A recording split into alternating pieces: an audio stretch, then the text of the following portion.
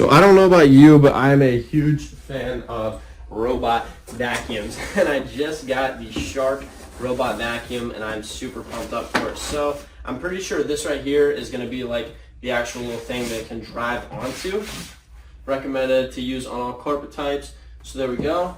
So let's just say this thing's going to be on carpet. I'm pretty sure that's what it's going to drive onto. And then this is the thing where it can actually go and dump itself so it can run for a few days. Now, the cool thing about this is one of my roommates actually has a vacuum, but the only downside to his is that you actually have to have bags for it. With this one, you can literally just go pick it up and you can dump it. Like, you don't actually need to go and buy a bunch of little things, like a bunch of little bags for it to go dump it. So, this might be the dump right here.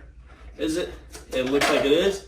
You just go, you dump it over like that. And yeah, that's honestly a really nice feature about it. Just, like a less step that you're gonna have to take with this vacuum right here. So you go, looks like you're probably just gonna set it up right on this thing. Yep, that's what you're gonna do.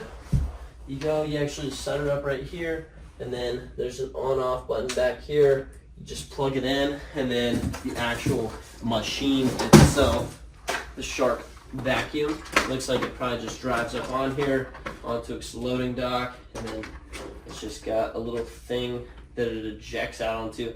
This thing is like magic, honestly. Like, it blows my mind how this thing even works with all its sensors and like all its little things that it is able to do to go and like just operate. It's insane that these vacuums can do what they can do. So yeah, that's kind of how this thing works. Like I said, just drives up on there. Boom, and that's how it works right there. But yeah, that's how it comes out of the box. Very simple setup. Then you actually have your directions right here if you want to go and read about it. Just talking about the self-emptying and all of those cool features right there. So yeah. All right, so I just plugged the vacuum in, and this thing is so insane. I'm so hyped up to start using it. So it actually like backs itself in right here. So like you can see there's a charger right here, or not a charger, there's like a little dump part right here. Close to a cliff. Please reposition me. Oh, it's saying it's too close to a cliff. Alright, but it's right there, and then it just backs up, and then it's almost like this thing like moved into it a little bit, and it just sucked it right up. So I haven't actually, like, it didn't actually suck anything up, but it was pretty insane. I think it's about to do it, maybe. I don't know. But yeah, and then the thing with this is you just go, you press this button, and then you pull this out right here to actually go and be able to dump it. But it can self-dump itself for 60 days, or yeah, something like 60 days, something like that. So this thing can do that for a super long time. This thing's super cool. You got your little thing right here, and you got your little charger right here. There's sensors all around it. It has dock, clean, all that super cool stuff right there. So yeah, I'm super hyped up to start using this vacuum. Go ahead and hook it up to the app and everything. Currently moving right now, and so I have an empty room, and I thought, what a better time to go and compare the Shark vacuum versus the D-Bot vacuum right here. They're both super cool. A couple like really cool facts about them is they both are able to map out stuff and get a really good map of the rooms, which is really interesting. So yeah, they both will show it on your phone, stuff like that. They're really good at avoiding obstacles. The Shark has a 45-day emptying feature to where you can actually just empty out the plastic. Like, you don't have to get bags for it. And then that one has a 30-day, I want to say it could be more, emptying feature. They can both empty themselves for a long time. That one does require bags, though. You have to buy them through the company. So this one doesn't require bags, that one does require bags, but that one also does have a mopping feature. So I'm just gonna cut them on, and we're gonna see exactly how they go and take the room, and I'm gonna put on a time lapse so you guys can actually see how it goes. So here we go, clean. And, so here we go, that one's on, and then there we go. And now this one's about to start cleaning. This one. There we go. There we go. So they're both off to the start. So let's see how they work.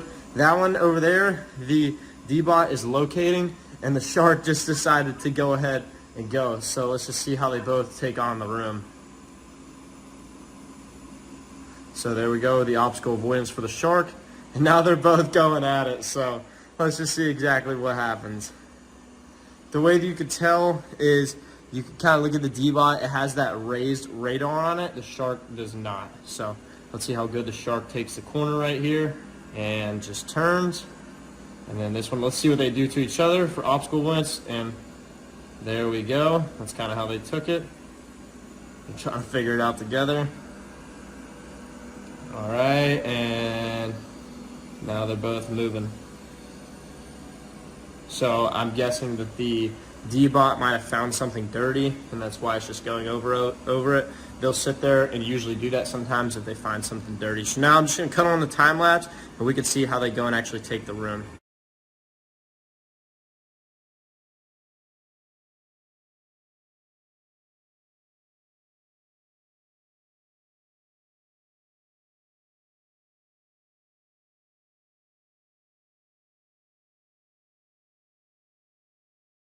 Definitely see how both approaches the vacuums are differently. You can see right here, this is the D-bot. This is kind of how it looks so far.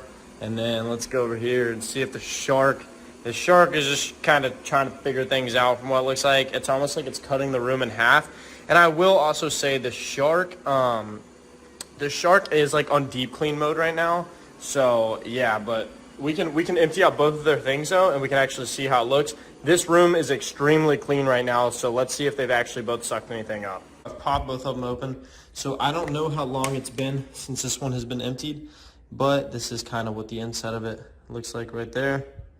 You can kind of see pretty dirty, pretty decent size dirtiness right there. And then you can actually go and see right here, this one too. You just, where is it? You pop it open right up here. I'm just not used to it because usually it just empties itself. So usually you just pinch and then boom. So you can see they're both pretty dirty and they've both actually sucked up a lot of stuff. But yeah, that's the biggest comparison of them too. I kind of told you the features in the beginning, but yeah, it's what they both look like compared to each other.